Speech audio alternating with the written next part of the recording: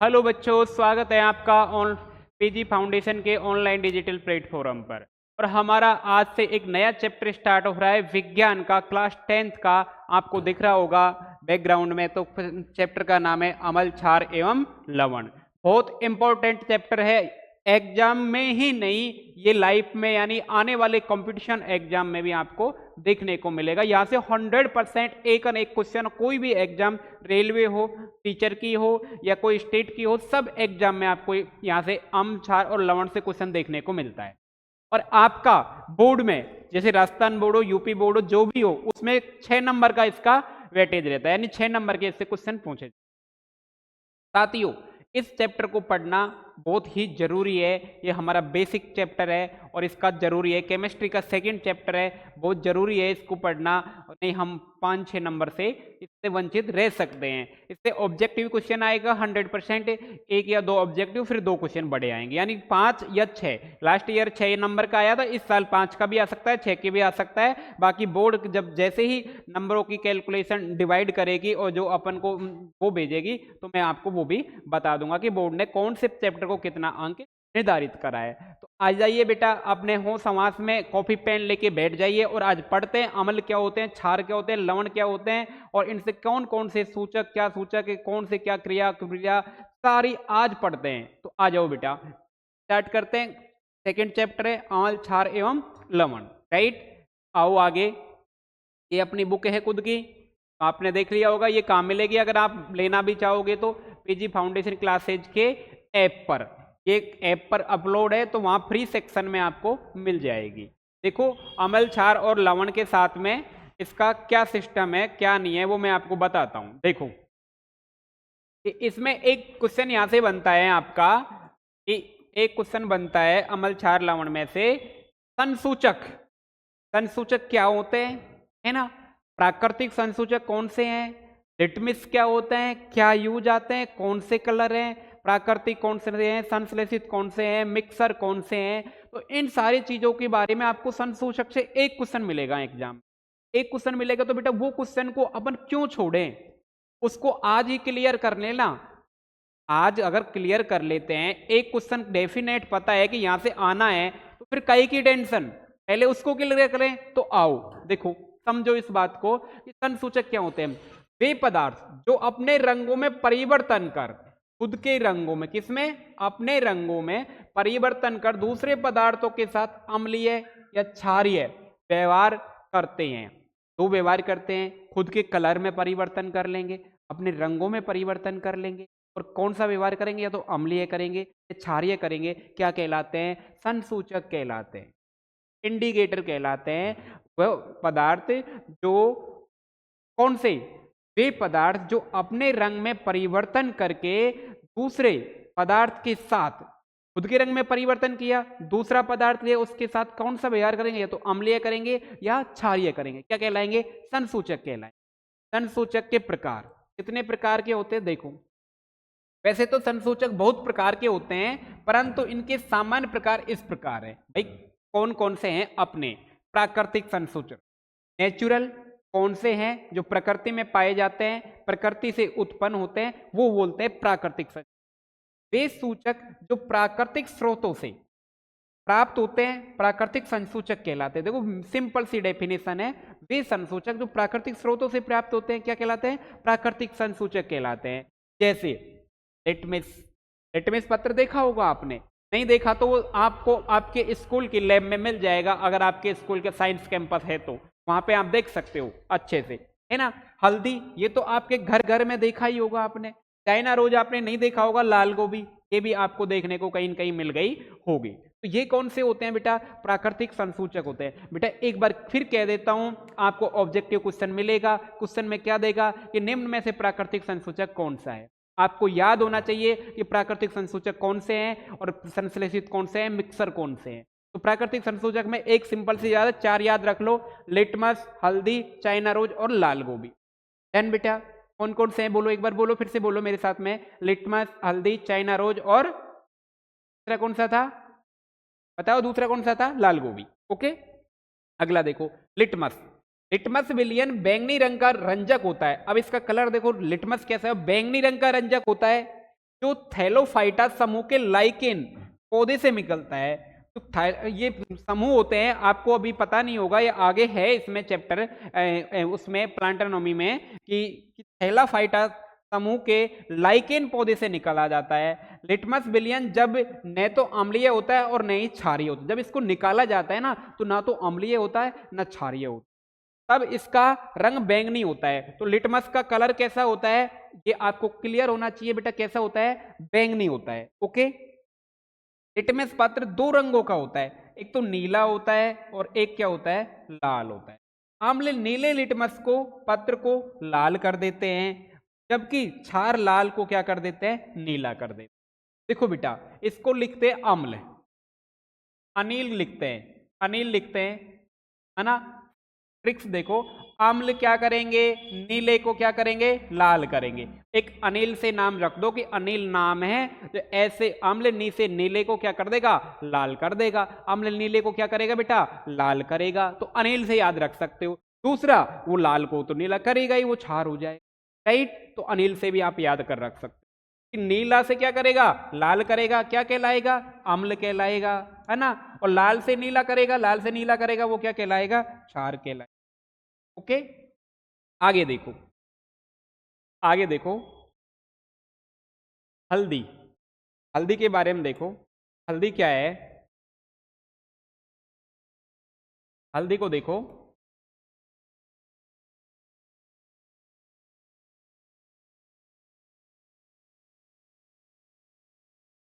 हल्दी देखो, हल्दी, हल्दी भी एक अन्य प्रकार का प्राकृतिक सूचक है। देखो हल्दी आप खूब देखते हो, प्राकृतिक सूचक है ना, प्रकृति में पाया जाता है। ये पीले रंग का होता है। कई बार आपने देखा होगा कि जब किसी सफेद कागजों कपड़ों पर सब्जी का दाग लग जाता है और जब इसे साबुन से धोते हैं तो यह उस दाग के धब्बे को भूरा लाल कर देता है। अपन ने नहीं देखा तो सिंपल सी बात है, आज ही देखना, सब्जी अपने उस पे गिरा लेना, बनियान या कोई भी कलर हो, सफेद शर्ट हो, उस पे गिरा लेना, उसके बाद उसको धोना। पहले तो रेड रेड सा हो जाएगा, फिर भूरा रेड हो जाएगा, आप बार बार रगड़ोगे जब भूरा लाल जैसा हो जाएगा, जैसे खून के से धब्बे बन जाए। तो पहले पीला था, वो किसमें बदल गया, भूरा लाल में परिवर्तित हो जाता है। तो अम्ल के साथ हल्दी का रंग कोई परिवर्तन नहीं होता है। और ये किसके साथ में दिया, साबन बेटा क्षार होता है। क्या होता है, साबन क्षार होता है। अब एक दिमाग में फिक्स बात बैठा लो कि अम्ल होता है ना जो हल्दी के साथ है, अम्ल हल्दी के साथ में कोई कलर नहीं देता। इसका मतलब यह हुआ कि हल्दी अम्ल के साथ में कोई परिवर्तन नहीं करती। किसके साथ में करती है तो क्षार के साथ में। और साबुन क्या है, क्षार है। आगे क्षारक के साथ में इसका रंग कौन सा हो जाता है, भूरा लाल होता है। तो प्रश्न ऑब्जेक्टिव ये भी बन सकता है कि हल्दी निम्न में से किसके साथ में रंग परिवर्तन करती है, अम्ल के साथ में, क्षार के साथ में, लवण के साथ। ऐसे भी बन सकता है कि हल्दी अम्ल के साथ में कौन सा रंग परिवर्तन करेगी, वहां दे देगा लाल, भूरा, काला, पीला, इनमें से कोई नहीं, इनमें से कोई या कोई परिवर्तन। ये भी दे सकता है कि क्षार के साथ में हल्दी कौन सा करेगा, तो वो याद रखना है आपको, कौन सा करेगी, लाल, राइट। अब देखो संश्लेषित, या संश्लेषित सूचक वो होते हैं जो लैब में बनाए जाते हैं, यानी प्राकृतिक नहीं होके क्या आर्टिफिशियल होते हैं, वो बनाया जाता है, प्रकृति में नहीं पाए जाते, राइट। देखो वे सूचक होते हैं, ये वो सूचक हैं जो प्राकृतिक में नहीं होते हैं, अपितु ये रासायनिक पदार्थों द्वारा बनाए गए होते हैं। जैसे मेथिल ऑरेंज, बेटा ध्यान रखना इम्पोर्टेंट है, मेथिल ऑरेंज, फिनोप्थेलिन आदि, इनका उपयोग अम्ल व क्षार की जांच के लिए होता है। इनका उपयोग अम्ल व क्षार की जांच के लिए होता है। आपको आर्टिफिशियल में दो याद रखना है, मेथिल ऑरेंज और फिनोप्थेलिन, राइट। और ये कहाँ पाए जाते हैं बेटा, इनको बनाया जाता है रासायनिक पदार्थों से, लैब में बनाया जाता है ना, प्रयोगशाला में बनाया जाता है इनको, और ये प्रकृति में नहीं पाए जाते हैं, संश्लेषित सूचक हैं। ओके, अगला देखो, गंधीय सूचक, ऐसे पदार्थ होते हैं जिनकी गंध अम्लीय या क्षारीय माध्यम में बदल जाती है, ऐसे पदार्थों को गंधीय सूचक कहते हैं। इतना अच्छा डेफिनेशन है कि संश्लेषित सूचक का तो सिंपल सा था कि इन्हें प्रकृति में नहीं पाए जाते, इनको प्रयोगशाला में बनाया जाता है रासायनिक पदार्थों के द्वारा। प्राकृतिक सूचक नहीं, ये कौन से हैं, संश्लेषित सूचक। गंधीय सूचक देखो, गंधीय सिंपल की थी कि कुछ ऐसे पदार्थ होते हैं जिनकी गंध अम्लीय या क्षारीय माध्यम में जाके क्या कर देती है, क्या कर देती है, बदल जाती है। ऐसे पदार्थों को गंधीय सूचक कहते हैं। बेटा ये ध्यान रखना, वेनिला, प्याज और लौंग। प्याज की गंध, वेनिला की गंध और लौंग की गंध जैसे ही क्षारीय में ले जाएंगे तो दूसरी आएगी, स्मेल आएगी, और अम्लीय में ले जाएंगे तो दूसरी आएगी, राइट। अब देखो यूनिवर्सल इंडिकेटर, सार्वत्रिक सूचक। सार्वत्रिक सूचक अनेक सूचकों का मिश्रण होता है। अब मैंने पहले ही बोला कि मिक्सर वो होता है ये, है ना। तो लिटमस, मेथिल ऑरेंज एवं फिनोप्थलीन आदि जैसे सूचकों के उपयोग से किसी विलयन के केवल अम्लीय व क्षारीय प्रकृति का पता लगाया जा सकता है, परंतु पता तो लगाया जा सकता है, परंतु आगे देखो, सार्वत्रिक सूचक प्रयोग से अम्ल या क्षार की प्रकृति के साथ साथ उनकी प्रबलता के माप का भी पता सकता है। देखो बेटा सार्वत्रिक सूचक ये होते हैं मिक्सों से मिलकर बनाए जाते हैं, राइट, है ना। आगे देखो, ये यूं कह रहा है कि सूचक आपने अब पढ़ लिया 4 टाइप के। अब मैं थोड़ा सा आपको एक बार रिवीजन पे लेके जाता हूं कि सूचक पढ़ लिए 4 टाइप के, है ना। अब आप खुद बताओगे। पहला था प्राकृतिक, कौन सा था, प्राकृतिक, ओके, प्राकृतिक इंडिकेटर। दूसरा था संश्लेषित, आर्टिफिशियल, संश्लेषित। तीसरा कौन सा आ गया, गंधीय। एन तीनों हैं। अब इनको मिला देते तो फिर मिल जाते सार्वत्रिक या मिक्सर वाले, है ना, सार्वत्रिक। तो बेटा मेन कौन से हैं, फर्स्ट येरा, सेकंड येरा और थर्ड येरा। इनके तीनों के एग्जाम्पल आपको याद रखने हैं। पूछ सकता है कि गंधीय सूचक कौन सा है इनमें से, संश्लेषित कौन सा है। प्राकृतिक में सिंपल सा था, एक तो था लिटमस,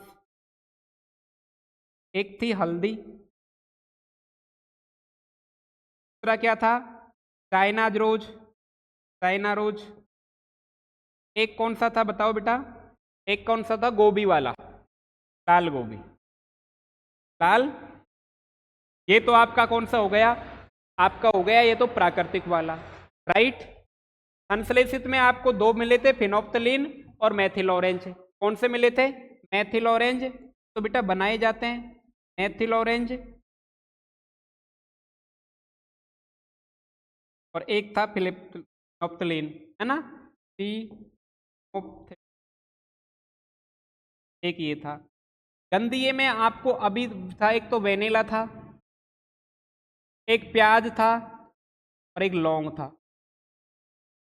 है ना। तो बेटा ये 3 ही है मेन इंपॉर्टेंट, फिर इनको मिक्स करके बना दिया जाता है। तो मिक्सर के बारे में अभी बता दिया, मेथिल ऑरेंज जो इनमें से ही उठा के बनाए जाते हैं। तो मेन आपको ध्यान रखने 3 है, प्राकृतिक, संश्लेषित और गंधीय। प्राकृतिक में हल्दी, लिटमस और चाइना रोज, लाल गोभी आती है, और संश्लेषित में मेथिल ऑरेंज और फिनोप्थलीन आता है, और गंधीय में वेनिला, प्याज और कौन सा आता है, ये ध्यान रखना है, एग्जाम्पल याद रखना है, और आपको ये याद रखना है कि कौन से के कौन से एग्जाम्पल की डेफिनेशन इनसे ही बना लेंगे, है ना। प्राकृतिक की आ जाएगी, जो प्रकृति में सूचक पाए जाते हैं वो प्राकृतिक को जो अम्ल और क्षार के साथ में अलग अलग कलर दिखाते हैं, है ना। और जैसे अम्ल लिटमस का देखा, तो अम्ल नीले लिटमस को क्या कर देता है, लाल कर देता है, और क्षार लाल को क्या कर देता है, नीला कर देता है ना। आगे देखो, तो ये तो मेरा हो गया अम्ल क्षार का रासायनिक गुणधर्म। देखो भाई क्या गुणधर्म होता है, इनके गुणधर्म बहुत जरूरी है, इनका गुणधर्म देखिए कि अम्ल व क्षार का रासायनिक गुणधर्म। अम्ल की धातु से क्रिया, जैसे ही हम अम्ल की धातु से क्रिया कराएंगे, तो होगी धातु से, होगी अधातु से होगी। आपको ये पता होना चाहिए, अगर अम्ल की क्रिया धातु से हो रही है तो फिर प्रोडक्ट क्या बन रहा है, अधातु से हो रही है तो प्रोडक्ट क्या बन रहा है। ये बेटा जब तक आपको क्लियर नहीं होगा, आप क्वेश्चन को भी नहीं कर पाओगे। तो ये खोपड़ी में सीधा सट क्लियर कर लो मेरे लाडलो, फिर कह रहा हूँ क्लियर कर लो। अगर साइंस आगे भी लेना है, कंपटीशन में जाना है, तो भैया पढ़ना पड़ेगा, कोई शॉर्टकट ना है। हो सके जयपुर जाने के लिए आपको ट्रेन मिल जाए शॉर्टकट, मोटरसाइकिल से जा सकते हो, ट्रेन से जा सकते हो, ट्रेन से जा सकते हो, 4 व्हीलर से जा सकते हो, लेकिन पढ़ाई का एक है, आपको पढ़ना पड़ेगा। वहाँ 4-4, 5-5 रास्ते हो सकते, पढ़ना पड़ेगा, मेहनत करना पड़ेगा, अगर आपको आगे बढ़ना है। आगे बात समझ। तो अम्ल की धातु से अभिक्रिया देखो, रिएक्शन किससे करा रहे हैं, अम्ल से। अम्ल धातु से रिएक्शन करके संगत धातु की लवण और हाइड्रोजन गैस प्रदान करता है।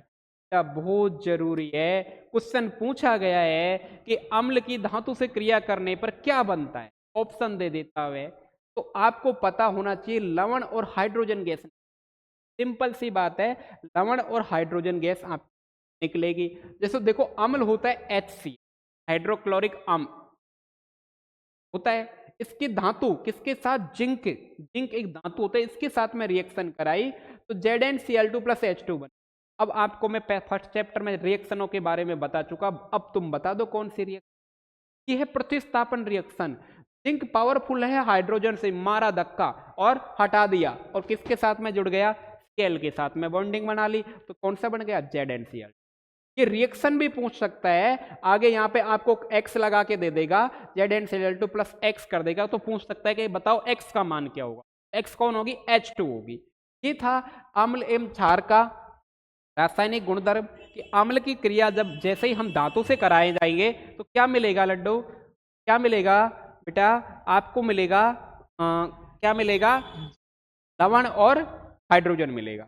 आगे देखो, सोडियम के साथ हाइड्रोक्लोरिक अम्ल की अभिक्रिया से सोडियम क्लोराइड और हाइड्रोजन गैस बनता है। अब देख लो, हाइड्रोक्लोरिक अम्ल, सोडियम एक धातु है, ये अम्ल है, इसकी क्रिया करेंगे NaCl, फिर हाइड्रोजन निकल गया। NaCl क्या है, लवण है, ओके, हाइड्रोजन क्या है, गैस, ओके। आगे देख लो, धातु जिंक की सल्फ्यूरिक अम्ल के साथ क्रिया, अब देखो सल्फ्यूरिक अम्ल ये रहा, जिंक ये रहा, ZnSO4 का फिर निकल गया क्या, H2 निकल गया, ये क्या है, लवण है, ओके।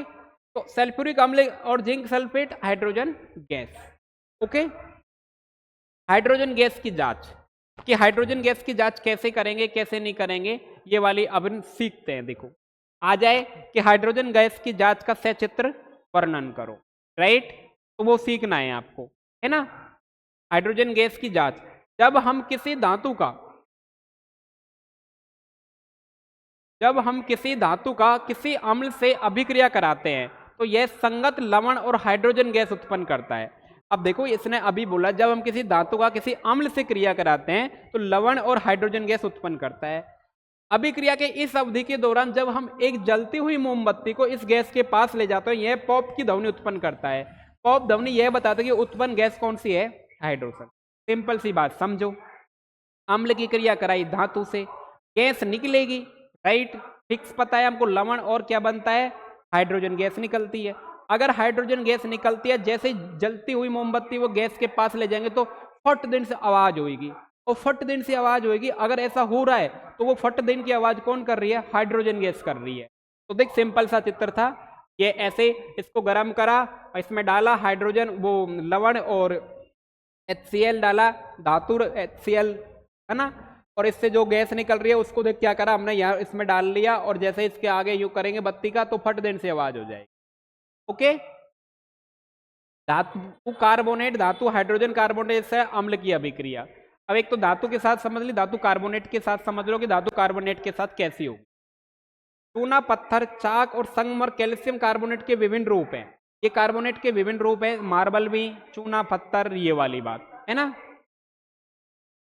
तो सभी धातु कार्बोनेट हाइड्रोजन कार्बोनेट के अम्ल के साथ अभिक्रिया कर संगत लवण, कार्बन डाइऑक्साइड और जल प्रदान करते हैं। अब बेटा ये ध्यान रखना है आपको कि धातु के साथ क्रिया करी अम्ल ने तो लवण और क्या बनाया, हाइड्रोजन गैस। धातु कार्बोनेट के साथ में क्रिया करता है तो क्या बनाता है मेरे प्यारे साथियों लाडलो, क्या बनाता है, देखो ये बनाता है, जब धातु कार्बोनेट की क्रिया अम्ल से करते हैं तो लवण बनाएगा एक तो, और एक बनाएगा CO2, एक बनाएगा जल।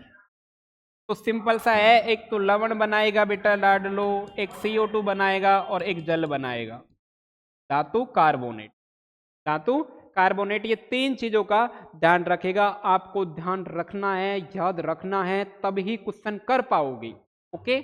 आगे देखो, calcium chloride Ca, calcium carbonate है CaCO3, जिसके HCl यानी हाइड्रोक्लोरिक अम्ल के साथ क्रिया कराते हैं तो ये तो बन गया मेरा लवण CaCl2, ये बन गई मेरी CO2 और ये बन गई मेरा जल। देख लो उससे एक तो क्या बना, लवण बन गया, ये तो ये कार्बन डाइऑक्साइड बन गई और ये जल बन गया।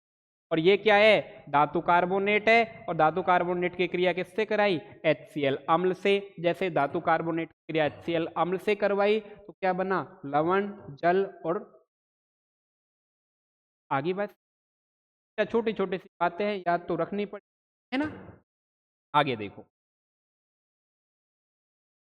नाइट्रिक अम्ल सोडियम कार्बोनेट के साथ सेम रिएक्शन है। नाइट्रिक अम्ल है ये Na2CO3, इसकी किसके साथ में क्रिया करवाई, कार्बोनेट के साथ में, सोडियम कार्बोनेट के साथ में नाइट्रिक अम्ल NaCO3 की क्रिया करवाते हैं, क्या बनेगा, लवण, CO2 और जल बनेगा। संतुलन करना बता चुका, सारी रिएक्शन बता चुका, आपको खोपड़ी में इतना सा होना चाहिए कि कार्बोनेट के साथ क्रिया करते हो लवण, जल और CO2 बनती है, बस क्रिया ऑटोमेटिक हो जाएगी, है ना। सोडियम कार्बोनेट हाइड्रोक्लोरम, ये इसी का इसका वो दे रखा है इसने, धातु हाइड्रोजन कार्बोनेट और अम्ल की अभिक्रिया। अब ये समझो, धातु हाइड्रोजन कार्बोनेट और अम्ल की अभिक्रिया, सामान्य सूत्र है धातु हाइड्रोजन कार्बोनेट बाइकार्बोनेट। धातु हाइड्रोजन कार्बोनेट बोल दो, उसका मतलब ये होगा उसमें हाइड्रोजन अवेलेबल रहेगा। जैसे NaHCO3, NaHCO को धातु हाइड्रोजन कार्बोनेट बोल देते हैं, या बोल देते हैं, क्या बोलते हैं कि दूसरा बोल देते हैं बाइकार्बोनेट, यानी H लगा हुआ है ना। तो ये अगर ऐसा है आपके पास में और अम्ल से क्रिया कराएंगे तो ये भी लवण, CO2 और जल बनाएगा, है ना। ये आपको रिएक्शन चित्र दे रखा है। तो सोडियम बाइकार्बोनेट है ये, NaHCO3, इसकी अम्ल से क्रिया कराई तो क्या बनाएगा, लवण, CO2 और जल बनाएगा। फिक्स है, अब ऐसा कुछ नहीं है, जो चीजें बनानी है बस याद रख लो, लास्ट में जाके एक पेज में बना लो कि सिंपल सी बात है कि प्राकृतिक सूचक का उदाहरण लिख लो, संश्लेषित का लिख लो, है ना, गंधीय का लिख लो, फिर धातु की अम्ल के साथ क्रिया लिख दो कि लवण और जल बनाएगा, लवण और हाइड्रोजन गैस बनाएगा, धातु कार्बोनेट के साथ में लवण, जल और CO2 बनाएगा। फिर इसका लिख लो, किसका, ये वाले का, किस बाइकार्बोनेट के साथ में लवण और CO2 और क्या बनाएगा, जल बनाएगा। तो ये सिंपल सिंपल सी 4-4, 2-2, 3-3 कीवर्ड लिखने हैं आपको, उनसे आपका काम हो जाएगा, है ना। आगे देखो, धातु एवं क्षार की अभिक्रिया। अब अम्ल के साथ समझ लिया अपन ने, लेकिन अब क्षार के साथ समझो कि क्षार के साथ क्या होता है। क्षार धातु से अभिक्रिया कर संगत धातु का लवण और हाइड्रोजन गैस बनाता है। देखो बेटा, धातु अम्ल के साथ क्रिया कर रहा था तो क्या बना रहा था, और अब क्षार के साथ समझ, सोडियम हाइड्रोक्साइड, ये NaOH, OH माइनस जहां भी आपको दिख जाए वो क्षार में आता है, H प्लस दिख जाए वो अम्ल में आता है। ये छोटी छोटी बातें भी ध्यान में रखनी है। जिंक के साथ क्रिया कराते हैं तो Na2ZnO2 और क्या बनता है, हाइड्रोजन गैस बनती है। तो ये तो मेरा क्या है, लवण है, और ये है मेरी हाइड्रोजन गैस है। ओके, तो ये थी सोडियम हाइड्रोक्साइड जिंक के साथ में अभिक्रिया। सोडियम हाइड्रोक्साइड एल्यूमिनियम के साथ में करा रही है, तो ये देखो सोडियम हाइड्रोक्साइड ये क्या है मेरा, है ना, सोडियम हाइड्रोक्साइड, इसका एल्यूमिनियम के साथ में, जल के साथ में तो कराया, तो ये बन गया, है ना, एल्यूमिनियम हाइड्रोक्साइड, एल्यूमिनियम और जल गिरा तो सोडियम एल्यूमिनेट और हाइड्रोजन गैस निकल। ये छोटी छोटी बातें हैं उदासीकरण की। अब रिएक्शन आती है उदासीकरण की, उदासीकरण की रिएक्शन आपको मैं कल समझाऊंगा। सिंपल सिंपल सी बातें थी। आज देखो अपन ने कोई ज़्यादा नहीं समझा, आज अपन ने क्या समझा, सिर्फ छोटी सी बातें समझी। मैं आपको बता देता हूँ कि छोटी सी बातें क्या थी वो, है ना। तो ये सिंपल सी बात थी। आज हमने जाना कि वो संसूचक कितने प्रकार के होते हैं, संसूचक समझा। एक तो संसूचक तीन टाइप के होते हैं मेनली, कौन से, प्राकृतिक, एक होता है संश्लेषित, एक होता है कौन सा, गंधीय। मिक्सर को तो इनमें सार्वत्रिक बोल देते हैं, तो इसी में ऐड कर देते हैं, फोर्थ बना देते हैं, वो कौन से होता है, सार्वत्रिक। इसका उदाहरण हमने प्राकृतिक में कौन कौन से थे, हल्दी था, कौन सा था, हल्दी था, लिटमस था, चाइना रोज था,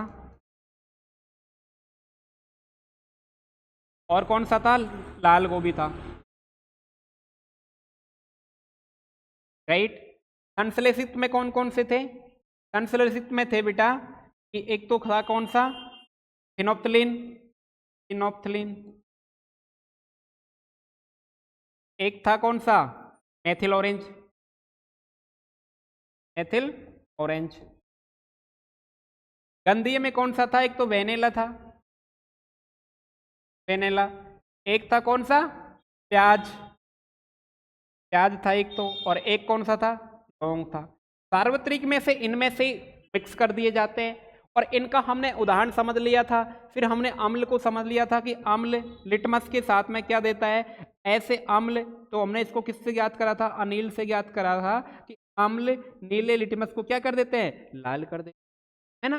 तो क्षार क्या करेंगे, लाल को क्या करेंगे, नीला करेंगे, राइट, है ना। ये देख लिया था, ठीक है। आगे देखो इसके साथ में, के साथ में दूसरा था हमारा, दूसरा क्या था कि इसके बाद में हमने क्रिया देखी थी किसकी, एक मिनट,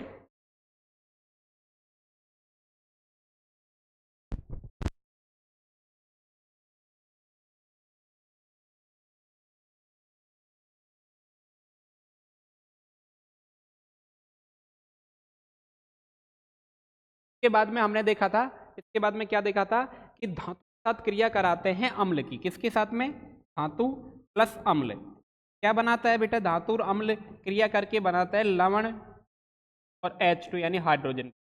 ये बिल्कुल ध्यान रखने की बात थी कि धातु अम्ल के साथ क्रिया करके क्या बताता है, लवण और हाइड्रोजन। फिर मैंने दूसरा पढ़ा था धातु कार्बोनेट का, धातु कार्बोनेट का, धातु कार्बोनेट का पढ़ा, तो इसमें क्या बनाया था, इसने लवण बनाया था, जल बनाया था, है ना, और क्या बनाया था, सी।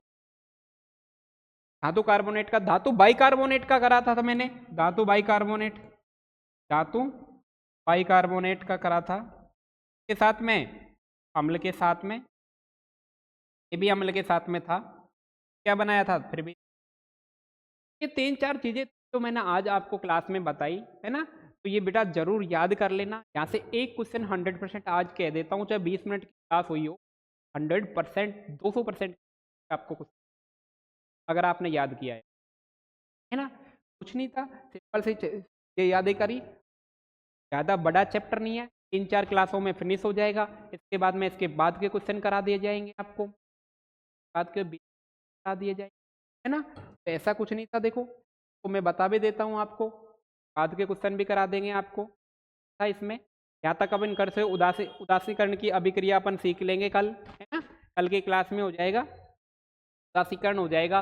फिर धातु ऑक्साइड का अम्लों के साथ में हो जाएगा, ओके। इसके बाद में क्षारक और अधातु का, अब क्षार और अधातु का करेंगे, है ना। इसके बाद में ये वाला, फिर तनुकरण डाइल्यूटेशन हो जाएगा, और दैनिक जीवन में पीएच का महत्व, ये यहाँ से एक आएगा, पीएच का मान पूछेगा, अम्लीय वर्षा मिट्टी का पीएच कितना होता है, और कौन सी क्या बात होती है, ये वाली सुन लेंगे, अति अम्लता प्रति अम्लता एंटीऑक्सीडेंट दंत क्षय कैसे होता है, ये वाली सीख लेंगे, क्लोड क्षार अभिक्रिया सीख लेंगे, बस खास नहीं है। फिर इसमें देखो यहाँ से कुछ चूर्ण का उत्पादन का उपयोग, और ये वाले सीख लेंगे कि यहाँ से एक होता है कि आप किसी की एक के मतलब आपको 4 देगा, जिसमें से 2 के बारे में आपको क्वालिटी लिखनी होती है ना। ऐसे करके बेकिंग सोडा ये है, बस थोड़ा सा है, फिर ये अपने क्वेश्चन आ जाएंगे, यानी 2-3 क्लास में ये फिनिश हो जाएगा। फिर अपन प्रश्न नंबर 20 पे क्वेश्चन पे आपको 3 प्रश्नलियाँ दी गई है, दूसरा क्वेश्चन अगर लाल बत्ती ये है, फिर ये सारे, फिर प्रश्न संख्या आ जाएगी 24 पे दी गई है वो वाले, है ना। इसी प्रकार के भी आ जाएंगे प्रश्न संख्या 27 वाले, है ना, मैंने, और फिर प्रश्न संख्या 31 आ जाएगी। ऐसे करके ये अपना चैप्टर फिनिश हो जाएगा धीरे धीरे। कौन सी क्वेश्चन, अब ये वाला आ जाएगा, देख कोई भी विलयन लाल लिटमस को नीला कर देता है, इसका पीएच संभवतः क्या होगा। अब आप तुम खुद बताओ, लाल को क्या कर रहा है, क्या कर रहा है, बताओ खुद, लाल को नीला कर रहा है। अभी आपने पढ़ा था, इस क्वेश्चन को मैं आपको सोल्व करके बताता हूँ, देखो सोल्व करो इस, क्या होता है, देखो आपको बहुत मजा आएगा इस क्वेश्चन में। ऑप्शन आपके पास में है, आपके लिए अपन ने पढ़ा था अनिल, अनिल पढ़ा था ना। अनिल क्या था कि अम्ल को क्या कर रहे, लाल कर रहे, यानी ऐसे अम्ल नी से नीला और ले से लाल कर रहे, है ना। तो पहली बात तो ये पूछ रहा है कि क्या कर रहा है, लाल से नीला कर रहा है, या तो अम्ल तो है नहीं, ये क्या है, क्षार है, क्या है, क्षार है। पहली बात तो ये पता लग गया। और बेटा क्षार का पीएच मैं आपको जैसे पीएच पढ़ा दूंगा, तो 1 से लेके 7 तक तो अम्ल होता है, 7 को उदासीन मानते हैं, 7 से लेके 14 तक क्या होता है। अब आपको इतना पता लग गया कि ये क्षार है, तो आंसर आप बता दो कौन सा हो जाएगा, डी ऑप्शन। कौन सा हो जाएगा, डी ऑप्शन। वो छोटी बातें हैं, आप ऐसे चुटकियों में आंसर दे दोगे और आपके पूरे नंबर आने के पूरे आंसर रहेंगे। मैं गारंटी लेता हूँ। आप अगर हमारे चैनल पे आप बने रहे हो, साथियों के साथ शेयर करो, और भी अच्छे और जितने बन सकते टेस्ट वर्क सब कराने की कोशिश करूँगा अगर आप साथ रहिए। ठीक है बेटा, थैंक यू। आज की इतनी क्लास थी, कल आगे पढ़ेंगे।